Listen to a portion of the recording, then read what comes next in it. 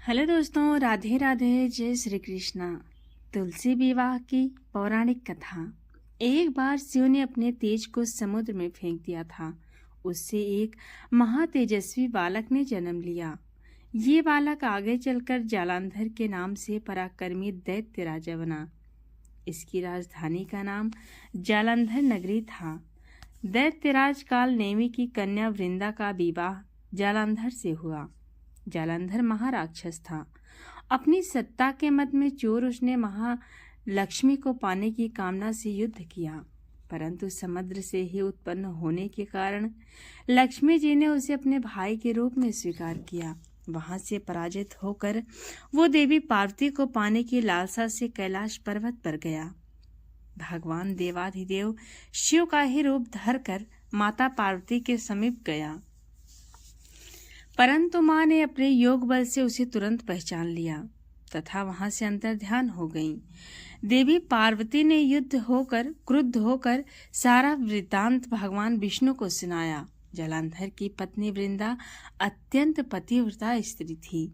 उसे के पतिव्रत धर्म की शक्ति से जालंधर ना तो मारा जाता था और न ही पराजित होता था। इसीलिए जालंधर का नाश करने के लिए वृंदा के पतिव्रत धर्म को भंग करना बहुत आवश्यक था। इसी कारण भगवान विष्णु ऋषि का वेश धारण कर वन में जा पहुंचे, जहां वृंदा अकेली भ्रमण कर रही थी। भगवान के साथ दो मायावी राक्षस भी थे, जिन्हें देखकर वृंदा भयभीत हो गई। ऋषि ने वृंदा के सामने पल में दोनों को भस्म कर दिया। उनकी शक्ति देखकर वृंदा ने कैलाश पर्वत पर महादेव के साथ युद्ध कर रहे अपने पति जालंधर के बारे में पूछा।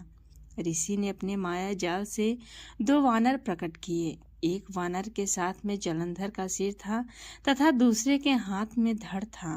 अपने पति की ये दशा देखकर वृंदा मूर्छित होकर गिर पड़ी।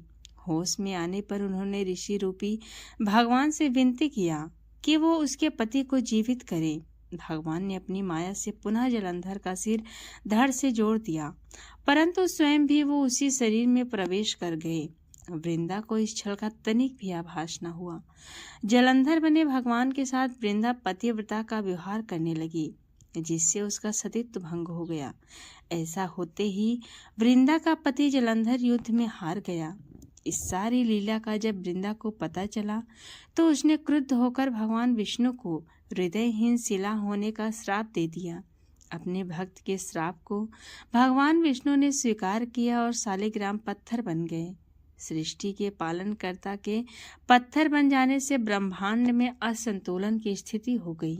ये देखकर सभी देवी देवताओं ने वृंदा से प्रार्थना किया कि वो भगवान विष्णु को श्राप मुक्त कर दे।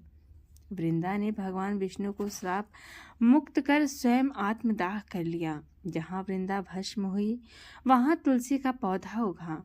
भगवान विष्णु ने वृंदा से कहा, हे वृंदा, तुम अपने सतीत्व के कारण मुझे लक्ष्मी से भी अधिक प्रिय हो गई हो।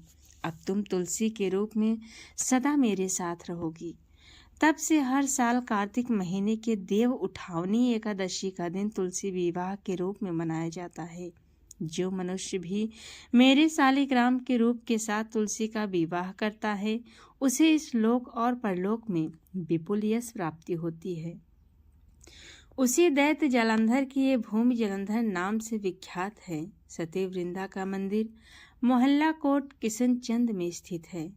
कहते हैं कि इस स्थान पर एक प्राचीन गुफा भी थी, जो सीधी हरिद्वार तक जाती थी। सच्चे मन से 40 दिन तक सती वृंदा देवी के मंदिर में पूजा करने से सभी मनोकामनाएं पूरी होती है। जिस घर में तुलसी होती हैं, वहां यम के दूत भी असमय नहीं जा सकते। मृत्यु के समय जिसके प्राण मंजरी रहित तुलसी और गंगा जल मुख में रखकर निकल जाते हैं, वो पापों से मुक्त होकर वैकुंठ धाम को प्राप्त होता है। जो मनुष्य तुलसी व आंवलों की छाया में अपने पितरों का श्राद्ध करता है, उसके पितर मोक्ष को प्राप्त होते हैं। तो ये रही तुलसी विवाह की कहानी। आपको कैसी लगी कमेंट में ज़रूर बताएं, और पसंद आई तो हमारे चैनल को सब्सक्राइब ज़रूर करें।